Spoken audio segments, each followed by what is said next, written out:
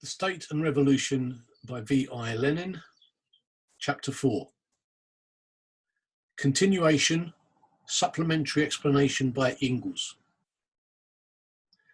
Marx gave the fundamentals on the subject of the significance of the experience of the Commune. Engels returned to the same subject repeatedly and explained Marx's analysis and conclusions, sometimes elucidating other aspects of the question with such power and vividness that it is necessary to dwell specifically on his explanations. Part 1. The housing question. In his work, The Housing Question, 1872, Engels already took into account the experience of the Commune and dwelt several times on the tasks of the revolution in relation to the state. It's interesting to note that the treatment of this concrete subject clearly revealed, on the one hand, points of similarity between the proletarian state and the present-day state, points that warrant speaking of the state in both cases, and on the other hand, points of difference between them, or the transition to the destruction of the state. How is the housing question to be settled then? In present-day society, just as any other social question is settled, by the gradual economic levelling of demand and supply, a settlement which reproduces the question itself again and again, and therefore is no settlement. How a social revolution would settle this question not only depends on the circumstances in each particular case, but is also connected with much far-reaching questions, one of the most fundamental of which is the abolition of the antithesis between town and country. As it is not our task to create utopian systems for the organisation of the future society, it would be more than idle to go into the question here. But one thing is certain, there is already a sufficient quantity of houses in the big cities to remedy immediately any real housing shortage, provided they are used judiciously.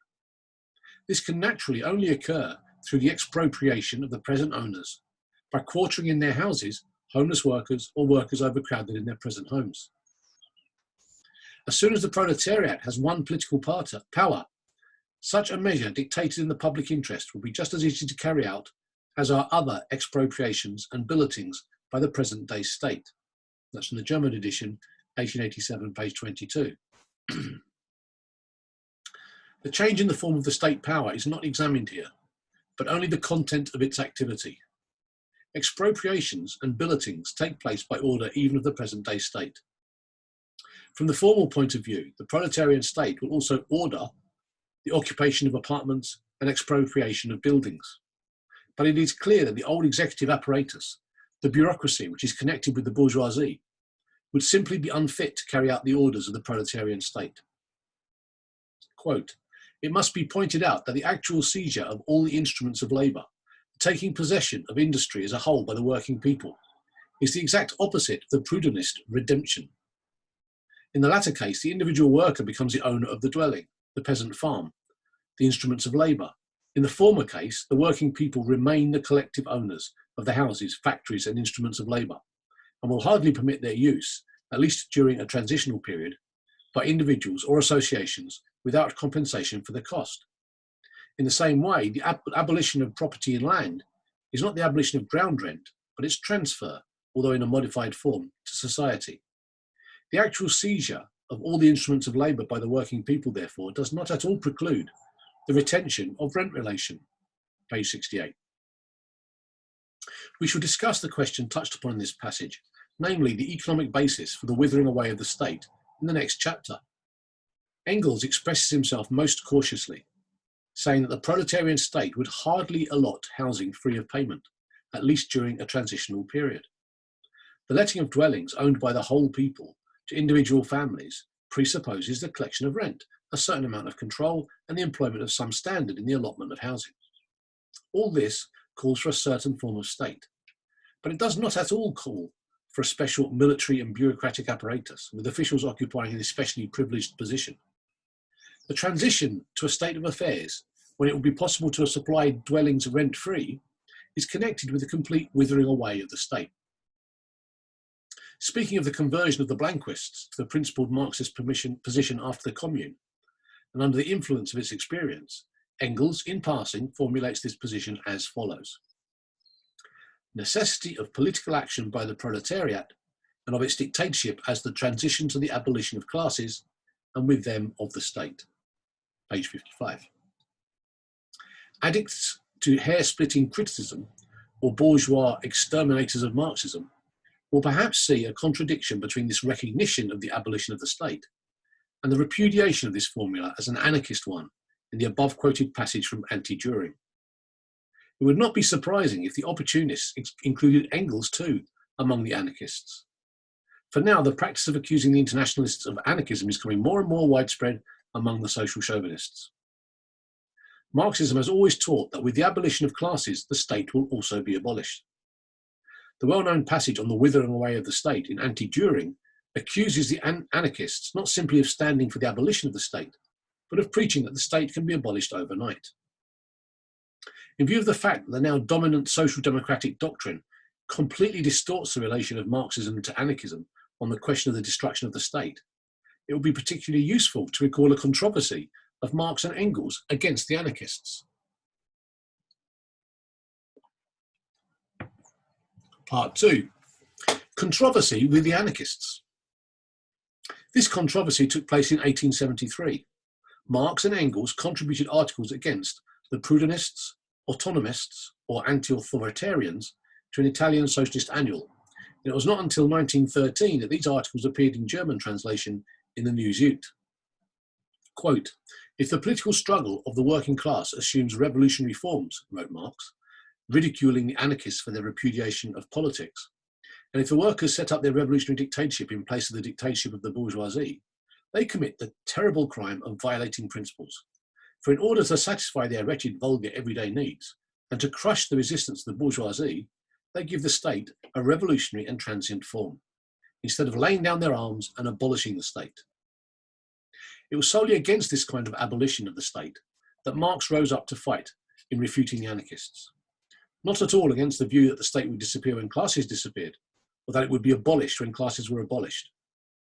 What he opposed was renunciation by the workers of the use of arms, of organised violence, that is, of the state, which is to serve to crush the resistance of the bourgeoisie. To prevent the true meaning of his struggle against anarchism from being distorted, Marx purposely emphasised the revolutionary and transient form of the state, which the proletariat needs. The proletariat needs the state only temporarily. We do not at all disagree with the anarchists on the question of the abolition of the state as the aim. We maintain that to achieve this aim, we must temporarily make use of the instruments, resources, and methods of the state power against the exploiters. Just as the temporary dictatorship of the oppressed classes is necessary for the abolition of classes. Marx chooses the sharpest and clearest way of stating his case against the anarchists. After overthrowing the yoke of the capitalists, should the workers lay down their arms or use them against the capitalists in order to crush their resistance? But what is the systematic use of arms by one class against another, if not a transient form of the state? Let every social democrat ask himself, is that the way he's been putting the question of the state in controversy with the anarchists? Is that the way it has been put by the vast majority of the official socialist parties of the Second International? Engels expounds the same ideas in much greater detail and still more popularly. First of all, he ridicules the muddled ideas of the Proudhonists, who called themselves anti-authoritarians, i.e. repudiated all authority, all subordination, all power. Take a factory, a railway, a ship on the high seas, said Engels. Is it not clear that not one of these complex technical establishments, based on the application of machinery and the planned cooperation of many people, could function without a certain amount of subordination, and consequently without a certain amount of authority or power? Quote, "If I counter the most rabid anti-authoritarians with these arguments, the only answer they can give me is the following. Oh, that's true, but here it's not a question of authority with which we vest our delegates, but of a commission. These people imagine they can change a thing by changing its name." Having thus shown that authority and autonomy are relative terms, that the sphere of their application changes with the various phases of social development, that it is absurd to take them as absolutes, and adding that the sphere of the application of machinery and large-scale production is constantly expanding, Engels passes from the general discussion of authority to the question of the state. Quote, "Had the autonomists," he wrote, "contented themselves with saying that the social organisation of the future would allow authority only within the bounds which the conditions of production make inevitable, one could have come to terms with them. But they are blind to all facts that make authority necessary, and they passionately fight the word. Why do the anti-authoritarians not confine themselves to crying out against political authority, the state? All socialists are agreed that the state, and with it political authority, will disappear as a result of the coming social revolution. That is, that public functions will lose their political character and become mere administrative functions of watching over social interests. But the anti-authoritarians demand that the political state be abolished at one stroke, even before the social relations that gave birth to it have been destroyed. They demand that the first act of the social revolution shall be the abolition of authority. Have these gentlemen ever seen a revolution? A revolution is certainly the most authoritarian thing there is. It is an act whereby one part of the population imposes its will upon the other part by means of rifles, bayonets, and cannon, all of which are highly authoritarian means. And the victorious party must maintain its rule by means of the terror which its arms inspire in the reactionaries. Would the Paris Commune have lasted more than a day if it had not used the authority of the armed people against the bourgeoisie? Cannot we, on the contrary, blame it for having made too little use of that authority? Therefore, one of two things. Either the anti-authoritarians don't know what they're talking about, in which case they are creating nothing but confusion, or they do know, and in that case they are betraying the cause of the proletariat. In either case, they serve only reaction. Page 39.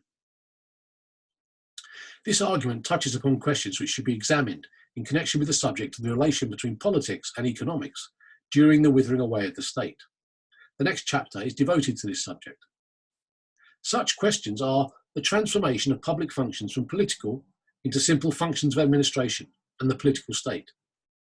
This last term, one particularly liable to cause misunderstanding, indicates the process of the withering away of the state. At a certain stage of this process, the state which is withering away can be called a non-political state. Again, the most remarkable thing in this argument of Engels is the way he states the case against the anarchists.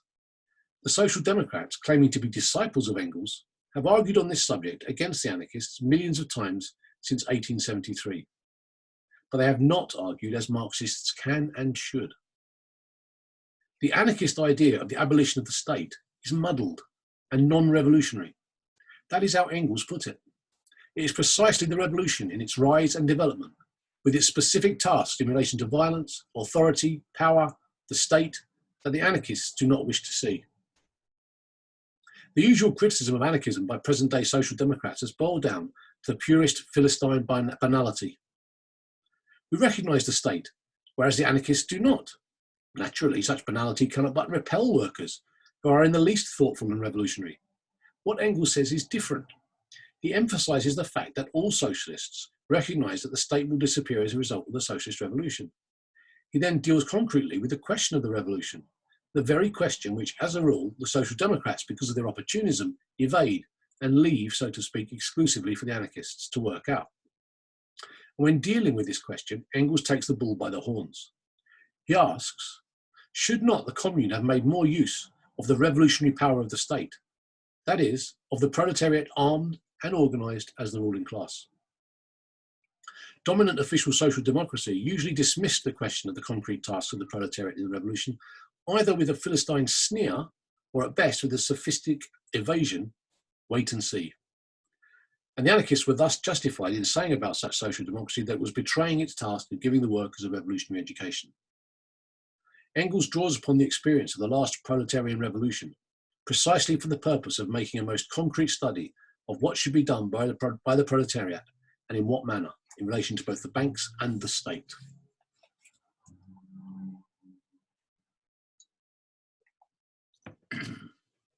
Part 3, Letter to Babel.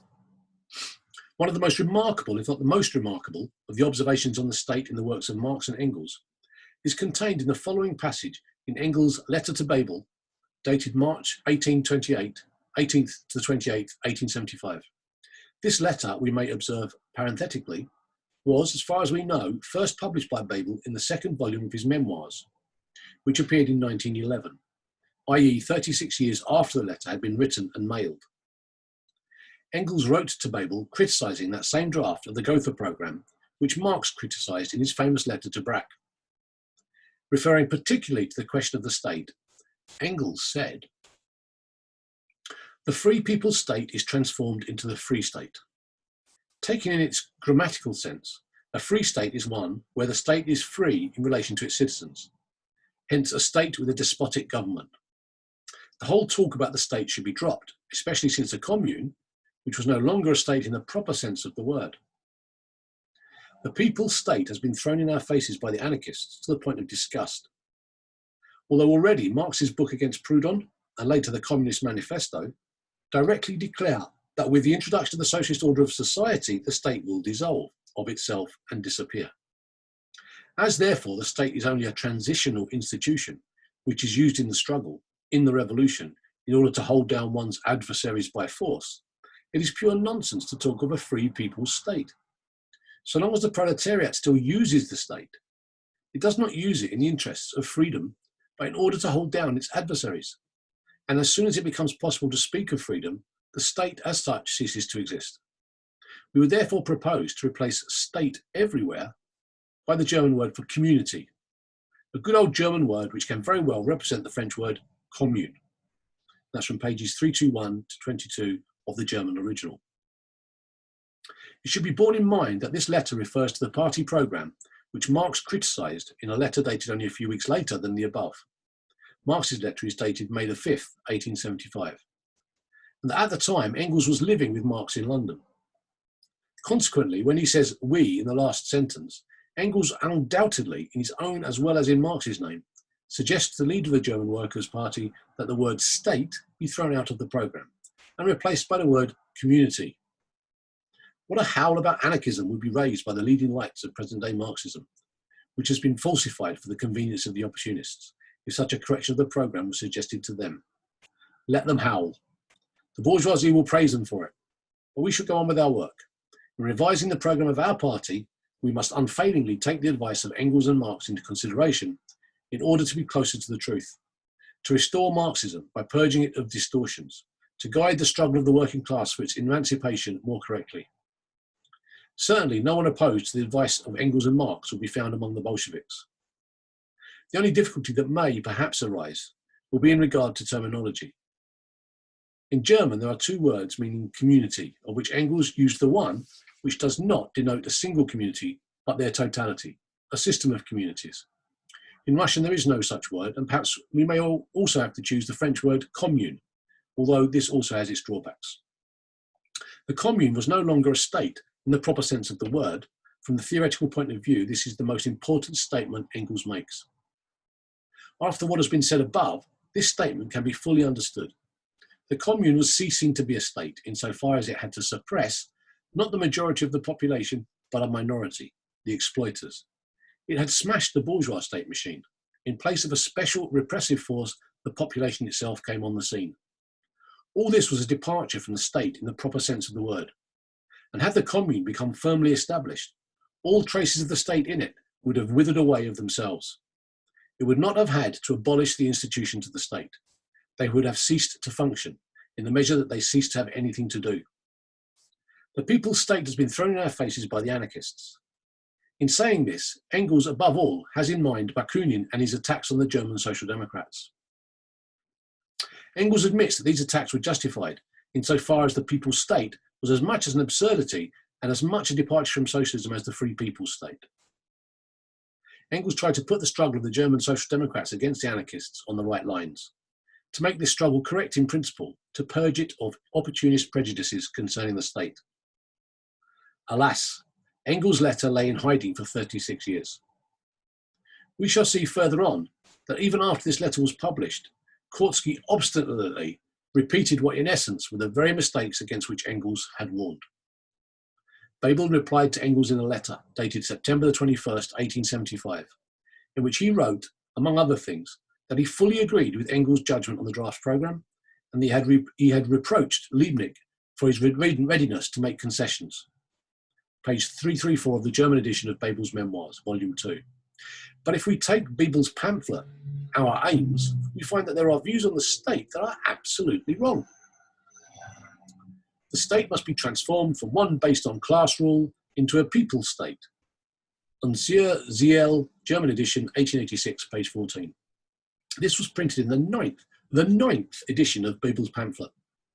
It's not surprising that so persistently repeated opportunist views on the state were absorbed by the German Social Democrats, especially as Engels' revolutionary interpretations had been safely placed in hiding, and all the conditions of life were such as to wean them from revolution for a long time.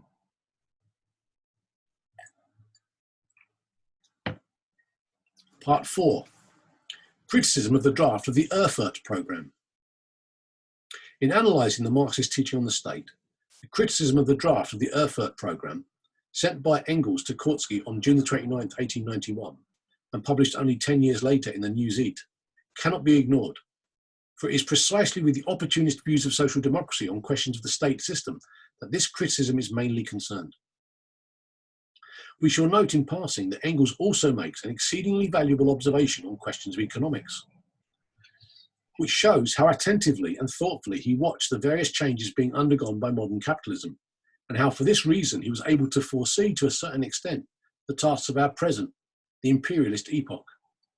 Here is the passage, referring to the word planlessness, Planlosigkeit, used in the draft programme as characteristic of capitalism.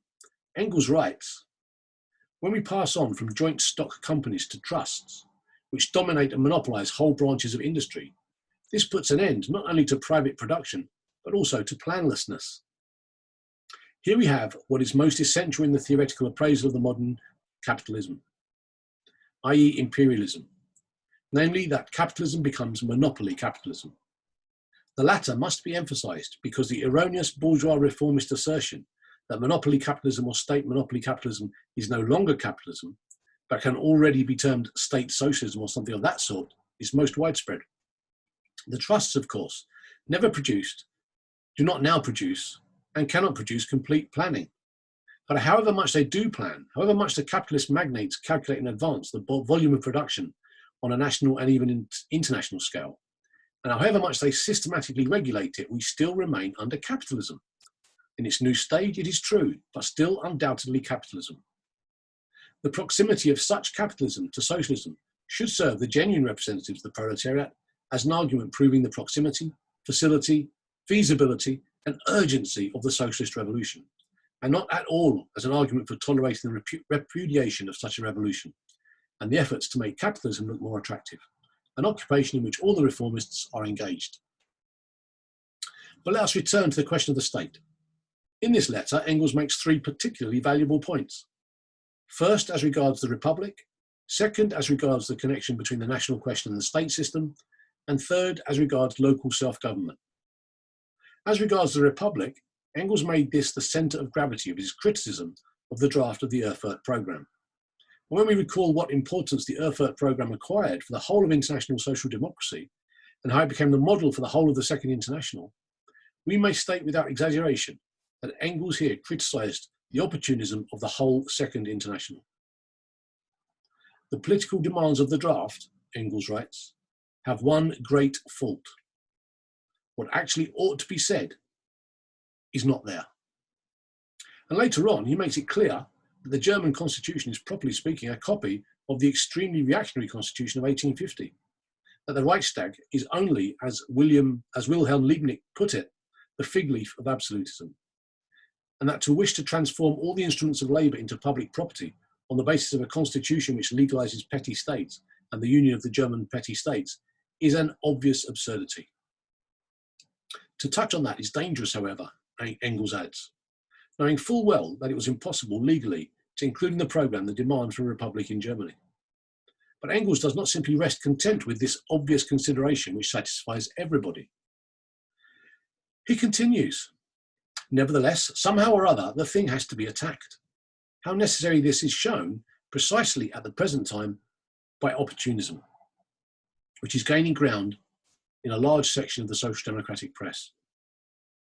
Fearing a renewal of the anti-socialist law or recalling all manner of over-hasty pronouncements made during the reign of that law, they now want the party to find the present legal order in Germany adequate for putting through all party demands by peaceful means. Engels particularly stresses the fundamental fact that the German Social Democrats were prompted by fear of a renewal of the anti-socialist law, and without hesitation caused this opportunism. He declares that precisely because there was no republic and no freedom in Germany, the dreams of a peaceful path were absolutely absurd. Engels is sufficiently careful not to tie his hands. He admits that in republican or very free countries, one can only conceive, of a peaceful development towards socialism. But in Germany, he repeats, in Germany, where the government is almost omnipotent and the Reichstag and all other representative bodies have no real power, to proclaim such a thing in Germany, when moreover there is no need to do so, means removing the fig leaf from absolutism and becoming oneself a screen for its nakedness. The great majority of the official leaders of the German Social Democratic Party, who pigeonholed this advice, have indeed proved to be a screen for absolutism. Quote, in the long run, such a policy can only lead one's own party astray. They push general, abstract political questions into the foreground, thereby concealing the immediate concrete questions, which at the moment of the first great events, the first political crisis, automatically pose themselves. What can result from this except that at the decisive moment the party suddenly proves helpless and that uncertainty and discord on the most decisive issues rein it in, because these issues have never been discussed.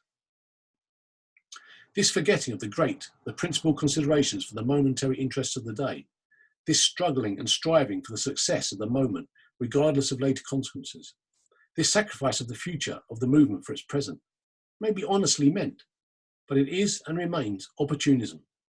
And honest opportunism is perhaps the most dangerous of all. If one thing is certain, it is that our party and the working class can only come to power under the form of the democratic republic. This is even the specific form for the dictatorship of the proletariat, as the Great French Revolution has already shown. Engels repeats here in a particularly striking form the fundamental idea which runs like a red thread through all of Marx's works, namely that the democratic republic is the nearest approach to the dictatorship of the proletariat. For such a republic, without in the least abolishing the rule of capital, and therefore the oppression of the masses and the class struggle, inevitably leads to such an extension, development, unfolding and intensification of this struggle, that as soon as there arises the possibility of satisfying the fundamental interests of the oppressed masses, this possibility is realized inevitably and solely through the dictatorship of the proletariat, through the leadership of those masses by the proletariat. These two are forgotten words of Marxism for the whole of the Second International, and the fact that they have been forgotten was demonstrated with particular vividness by the history of the Menshevik Party during the first half year of the Russian Revolution of 1917.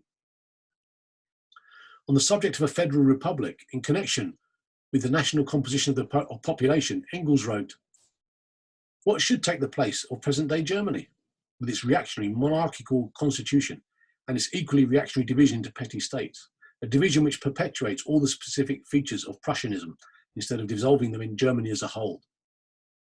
In my view, the proletariat can only use the form of the republic In my view, the proletariat can only use the form of the republic one and indivisible. In the gigantic territory of the United States, the Federal Republic is still, on the whole, a necessity, although in the eastern states it is already becoming a hindrance. It would be a step forward in Britain, where the two islands are peopled by 4 nations, and in spite of a single parliament, 3 different systems of legislation already exist side by side. In little Switzerland, it has long been a hindrance, tolerable only because Switzerland is content to be a purely passive member of the European state system. For Germany, federalisation on the Swiss model will be an enormous step backward. 2 points distinguish a union state from a unitary state. First, that each member state, each canton, has its own civil and criminal legislation and judicial system.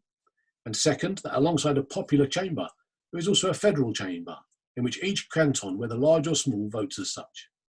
In Germany, the union state constitutes the transition to the completely unitary state, and the revolution from above of 1866 and 1870 must not be reversed but supplemented by a movement from below. Far from displaying indifference in regard to the forms of the state, Engels, on the contrary, tried to analyse the transitional forms with the utmost thoroughness in order to judge, in accordance with the concrete historical specific features of each separate case, from what and to what the given transitional form is passing. Proceeding from the point of view of the proletariat and the proletarian revolution, Engels, like Marx, upheld democratic centralism, the republic one and indivisible. He regarded the federal republic either as an exception and a hindrance to development, or as a transition from a monarchy to a centralized republic, as a step forward under certain special conditions. And among these special conditions, the national question comes to the front. Although mercilessly criticizing the reactionary nature of small states and the veiling of this reactionary nature by the national question in certain concrete cases, Engels, like Marx, never betrayed any trace of desire to brush aside the national question, a desire of which the Dutch and Polish Marxists are often guilty, proceeding from their perfectly justified struggle against the narrow Philistine nationalism of their little states. Even in regard to Britain, where geographical conditions, a common language, and the history of many centuries would seem to have put an end to the national question in the separate small divisions of the country, even in regard to that country, Engels reckoned with the plain fact that the national question was not yet a thing of the past, and recognised in consequence that the establishment of a federal republic would be a step forward. Of course, there is not the slightest hint here of Engels abandoning the criticism of the shortcomings of a federal republic, or abandoning the most determined propaganda and struggle for a unified, centralised democratic republic. But Engels did not at all understand democratic centralism in the bureaucratic sense in which this term is used by bourgeois and petty bourgeois ideologists, the anarchists among the latter. His idea of centralism did not in the least preclude such broad local self-government as would combine the voluntary defence of the unity of the state by the communes and provinces with a complete abolition of all bureaucratic practices and all ordering from above. Developing the programmatic views of Marxism on the state, Engels wrote, "So then, a unitary republic, but not in the sense of the present French Republic, which is nothing but the empire without the emperor, established in 1798. From 1792 to 1798, each French department, each commune, enjoyed complete self-government on the American model. This is what we too must have. How self-government is to be organised and how we can manage without bureaucracy has been shown to us by America and the First French Republic, and it's being shown even today by Australia, Canada, and other English colonies. And a provincial and communal self-government of this type is far freer than, for instance, Swiss federalism, under which it is true the canton is very independent in relation to the confederation, i.e. the federated state as a whole, but is also independent in relation to the district and the commune.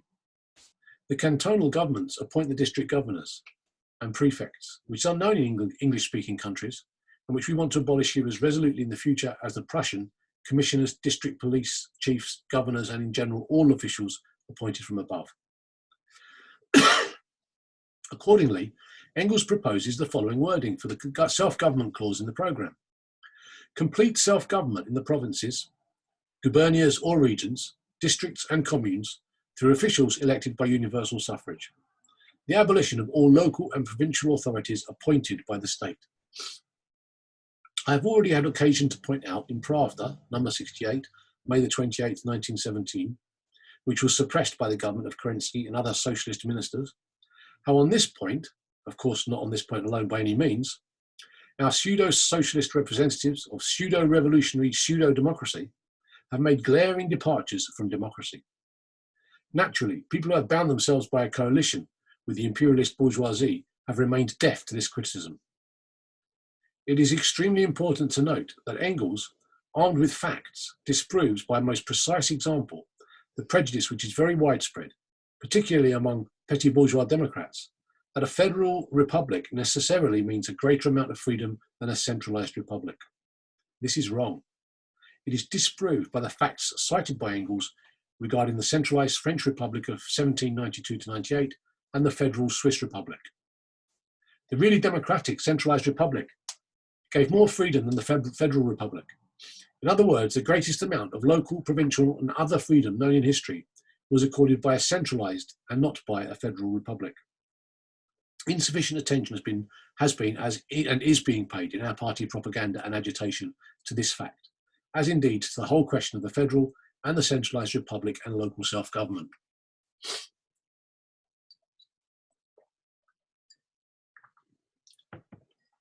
Part 5. The 1891 preface to Marx's The Civil War in France. In his introduction to the third edition of The Civil War in France, this introduction is dated March 18th, 1891, and was originally published in the Newsite, Engels, in addition to some interesting incidental remarks on questions concerning the attitude towards the state, gives a remarkably vivid summary of the lessons of the Commune. This summary rendered more profound by the entire experience of the 20 years that separated the author from the Commune, and directed particularly against a superstitious belief in the state so widespread in Germany, may justly be called the last word of Marxism on the question under consideration. In France, Engels observes, the workers emerged with arms from every revolution. Therefore, the disarming of the workers was the first commandment for the bourgeois, who were at the helm of the state. Hence, after every revolution won by the workers, a new struggle, ending with the defeat of the workers. This summary of the experience of bourgeois revolutions is as concise as it is expressive. The essence of the matter, also by the way on the question of the state, has the oppressed class got arms, is here remarkably well grasped. It is precisely this essence which is most often evaded both by professors who are influenced by bourgeois ideology and by petty bourgeois democrats. In the Russian Revolution of 1917, the honour of blabbing this secret of bourgeois revolutions fell to the Menshevik, also Marxist, Tseretelli. In his historic speech of June the 11th, Tseretelli blurted out that the bourgeoisie was determined to disarm the Petrograd workers, presenting, of course, this decision as his own, and as a matter of necessity for the state in general. Tseretelli's historic speech of June the 11th will, of course, serve every historian of the revolution of about 1917 as one of the most striking illustrations of how the Socialist Revolutionary and Menshevik bloc, led by Mr. Tseretelli, went over to the side of the bourgeoisie against the revolutionary proletariat. Another incidental remark of Engels, also concerning the question of the state, deals with religion. It is well known that German social democracy, as it decayed and became more and more opportunist, slipped more and more frequently into the Philistine misinterpretation of the celebrated formula, religion is to be proclaimed a private matter. That is, this formula was twisted to mean that religion was a private matter even for the party of the revolutionary proletariat. It was against this complete betrayal of the revolutionary program of the proletariat that Engels vigorously protested. In 1891, he saw only the very feeble beginnings of opportunism in his party, and therefore he expressed himself with extreme caution. As almost only workers or recognised representatives of the workers sat in the Commune, its decisions bore a decidedly proletarian character. Either these decisions decreed reforms which the Republican bourgeoisie had failed to pass solely out of cowardice, but which provided a necessary basis for the free activity of the working class, such as the realisation of the principle that in relation to the state, religion is a purely private matter, or the Commune promulgated decrees which were in the direct interest of the working class and in part cut deeply into the old order of society. Engels deliberately underlined the words in relation to the state as a straight thrust at German opportunism, which had declared religion to be a private matter in relation to the party, thus degrading the party of the revolutionary proletariat to the level of the most vulgar, free-thinking Philistinism, which is prepared to allow a non-denominational status, but which renounces the party struggle against the opium of religion which stupefies the people. The future historian of German social democracy, in tracing the roots of its shameful bankruptcy in 1914, will find a good deal of interesting material on this question, beginning with the evasive declarations in the articles of the party's ideological leader, Kautsky, which open wide the door to opportunism, and ending with the attitude of the party towards the Leave the Church movement in 1913. But let us see how, 20 years after the Commune, Engels summed up its lessons for the fighting proletariat. Here are the lessons to which Engels attached prime importance. It was precisely the oppressing power of the former centralised government, the army, political police and bureaucracy, which Napoleon had created in 1798, and which since then had been taken over by every new government as a welcome instrument and used against its opponents. It was precisely this power which was to fall everywhere, just as it had already fallen in Paris. From the very outset, the Commune was compelled to recognise that the working class, once come to power, could not go on managing with the old state machine. That in order not to lose again its only just conquered supremacy, this working class must, on the one hand, do away with all the old repressive machinery previously used against itself, and on the other, safeguard itself against its own deputies and officials by declaring them all, without exception, subject to recall at any moment. Engels emphasises again and again that not only under a monarchy, but also in the democratic republic, the state remains a state, i.e., it retains its fundamental characteristic feature of transforming the officials, the servants of society, its organs, into the masters of society.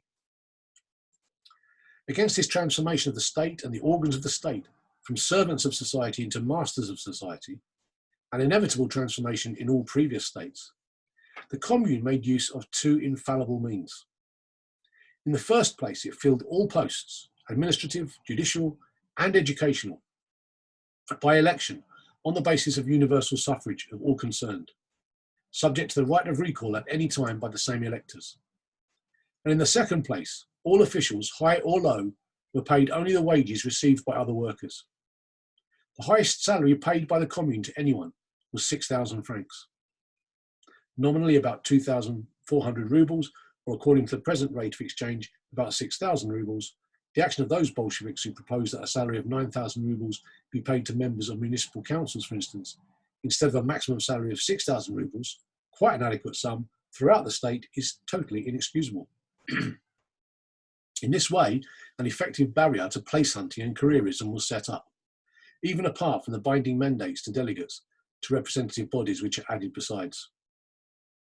Engels here approaches the interesting boundary line at which consistent democracy on the one hand is transformed into socialism, and on the other demands socialism. For in order to put an end to the state, the functions of the government services must be converted into the simple operations of control and accounting that are within the capacity and ability of the vast majority of the population, and subsequently of every individual. And in order to abolish careerism completely, it must be made impossible for honourable, though profitless posts in the public service to be used as a springboard to highly lucrative posts in banks or joint stock companies, as constantly happens in all the freest capitalist countries. But Engels did not make the mistake some Marxists make in dealing, for example, with the question of the right of nations to self-determination, when they argue that this is impossible under capitalism will be superfluous under socialism. Such a seemingly clever but actually incorrect argument might be made in regard to any democratic institution, including moderate salaries for officials, because fully consistent democracy is impossible under capitalism. And under socialism, all democracy withers away. It's a sophistry, like the old joke as to whether a man will become bald if he loses one more hair. To develop democracy to the utmost, to seek out the forms for this development, to test them by practice and so forth, all this is one of the component tasks of the struggle for the social revolution. Taken separately, no kind of democracy will bring socialism. But in actual life, democracy will never be taken separately. It will be taken together with other things. It will exert its influence on economic life as well, will stimulate its transformation. And in its turn, it will be influenced by economic development and so on. Such is the dialectics of living history. Engels continues, this shattering of the former state power and its replacement by a new and truly democratic one is described in detail in the third section of the Civil War. But it was necessary to dwell briefly here once more on some of its features. Because in Germany, particularly the superstitious belief in the state has been carried over from philosophy into the general consciousness of the bourgeoisie and even of many workers. According to the philosophical conception, the state is the realization of the idea, or the kingdom of God on earth, as translated into philosophical terms, the sphere in which eternal truth and justice is or should be realized. And from this follows a superstitious reverence for the state and everything connected with it, which takes root the more readily since people are accustomed from childhood to imagine that the affairs and interests common to the whole of society could not be looked after otherwise than as they have been looked after in the past, that is, through the state and its lucratively positioned officials. And people think they have taken quite an extraordinarily bold step forward when they have rid themselves of belief in hereditary monarchy and swear by the democratic republic. In reality, however, the state is nothing but a machine for the oppression of one class by another. And indeed, in the democratic republic, no less than the monarchy, and at best, an evil inherited by the proletariat after its victorious struggle for class supremacy, whose worst sides, the victorious proletariat, just like the Commune, cannot avoid having to lop off at once as much as possible until such time as a generation reared in new, free social conditions is able to throw out the entire lumber of the state. Engels warned the Germans not to forget the fundamentals of socialism on the question of the state in general, in connection with the substitution of a republic for the monarchy. His warnings now read like a veritable lesson to Messrs. the Tseretellis and Chernoffs, who in their coalition practice here revealed a superstitious belief in and a superstitious reverence for the state. Two more remarks. One, Engels' statement that in a democratic republic, no less than in a monarchy, the state remains a machine for the oppression of one class by another, by no means signifies that the form of oppression is a matter of indifference to the proletariat, as some anarchists teach. A wider, freer and more open form of the class struggle and of class oppression enormously assists the proletariat in struggle for the abolition of classes in general. And two, why will only a new generation be able to throw out the entire lumber of the state? This question is bound up with that of overcoming democracy, with which we shall deal now.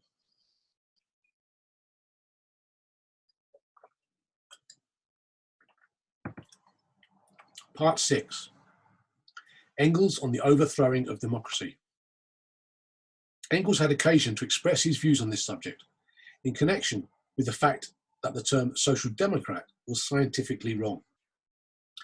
In a preface to an edition of his articles of the 70s on various subjects, mainly on international questions, dated January 3rd, 1894, i.e. written a year and a half before his death, Engels wrote that in all his articles he used the word communist and not social democrat, because at that time the Proudhonists in France and the Lassallians in Germany called themselves social democrats. For Marx and myself, continues Engels, it was therefore absolutely impossible to use such an elastic term to characterize our special point of view. Today things are different, and the word social democrat may perhaps pass muster. Inexact, unsuitable, though it is still for us a party whose economic programme is not merely socialist in general, but outright communist, and whose ultimate political aim is to overcome the whole state and consequently democracy as well. The names of real political parties, however, are never wholly appropriate. The party develops while the name stays. The dialectician Engels remains true to dialectics to the end of his days. Marx and I, he says, had a splendid scientifically exact name for the party, but there was no real party, i.e. no mass proletarian party. Now, at the end of the 19th century, there is a real party, but its name is scientifically incorrect. Never mind, it will pass muster, if only the party develops, if only the scientific inexactness of its name is not hidden from it and does not hinder its development in the correct direction. Perhaps some wit would console us Bolsheviks in the manner of Engels. We have a real party. It is developing splendidly. Even such a meaningless and ugly term as Bolshevik will pass muster, although it expresses nothing whatever but the purely accidental fact that at the Brussels-London Congress of 1903 we were in the majority. Perhaps now that the persecution of our party by Republicans and revolutionary petty bourgeois democracy in July and August has earned the name Bolshevik such universal popular respect, now that in addition this persecution attests to the tremendous historical progress our party has made in its real development. Perhaps now even I might hesitate to insist on the suggestion I made in April to change the name of our party. Perhaps I would propose a compromise to my comrades, namely to call ourselves the Communist Party, but to retain the word Bolsheviks in brackets. But the question of the name of the party is incomparably less important than the question of the attitude of the revolutionary proletariat to the state. In the usual arguments about the state, the mistake is constantly made against which Engels warned here, and which we have in passing indicated above. Namely, it is constantly forgotten that the abolition of the state means also the abolition of democracy, that the withering away of the state means the withering away of democracy. At first sight, this assertion seems exceedingly strange and incomprehensible. Indeed, someone or other may even begin to fear that we are expecting the advent of an order of society in which the principle of the subordination of the minority to the majority will not be observed. For democracy means the recognition of just this principle. No. Democracy is not identical with the subordination of the minority to the majority. Democracy is a state which recognises the subordination of the minority to the majority, i.e. an organisation for the systematic use of violence by one class against another, by one section of the population against another. We set ourselves the ultimate aim of doing away with the state, i.e. all organised and systematic violence, all use of violence against people in general. We do not expect the advent of an order of society in which the principle of the subordination of the minority to the majority will not be observed. But in striving for socialism, we are convinced that it will develop into communism, and hence that the need for violence against people in general, for the subordination of one person to another, and of one section of the population to another, will vanish altogether, since people will become accustomed to observing the elementary conditions of social life without violence and without subordination. In order to emphasize this element of habit, Engels speaks of a new generation, reared in new, free social conditions, which will be able to throw out the entire lumber of the state, of any kind of state, including the democratic republican state. In order to explain this, it is necessary to examine the question of the economic basis of the withering away of the state, which will be explored in Chapter 5.